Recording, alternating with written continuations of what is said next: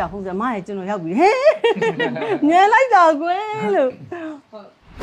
လိုကြောင်ရတော့မတယ်နော်မင်းပဲအမေသားမေးစားရိုက်မယ်ဆိုတော့ကြိတ်လိုက်တာပေါ့အဲ့လိုကြိတ်လိုက်တော့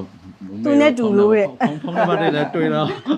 ကျမအမေလုတ်ခိုင်းတယ်ကွယ် ဖုန်းတော့ဆက်လိုက်တာပေါ့အဆက်ပြီးတော့တခါလေ maybe နောက်ရကြဆင်းလာလိုက်တာ သူနဲ့မျက်လုံးမျက်ခုံးနှာခေါင်းတူတယ်တဲ့အဲ့နဲ့ကျွန်တော်ရဲ့အမေဖြစ်တဲ့နေဟုတ်ပါပြီကွယ်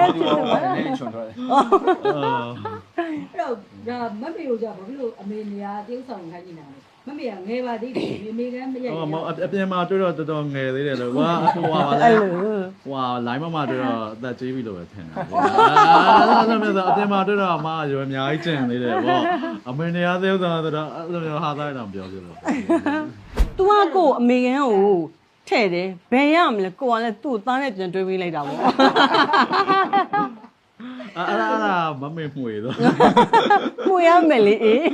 အဲ့တော့လည်းပြန်ရမလို့ကြောက်တော့ပြန်ဝင်ရမလဲဆိုတော့စတော့ကမရရဲဟောတာ သားလာလို့ဖတ်ပြီးရဲ့ မရရဲတော့လေလို့ ချက်ပြီးတော့ဘာမှမလုပ်ဘူးအဲ့ဒါဒရိုက်တာဦးအောင်စကြာဘဘုတ်ရဲ့ तू ကရှက်နေတာများနေတယ်ရှက်နေတော့ဘယ်လိုလုပ်မလို့ရှက်နေလေအမှုပညာလုပ်ရင် သူ့ကိုအကြည့်ချင်းဆိုလို့ရှိရင်လည်း तू ကြကြမကြည့်ရဘူး မကြည့်တော့ အကြည့်ချင်းကိုကြီး ကိုကြည့်တာပေါ့ကိုကြီးသားမှမဟုတ်မကြည့်ချင်ဘူးလေ အဲ့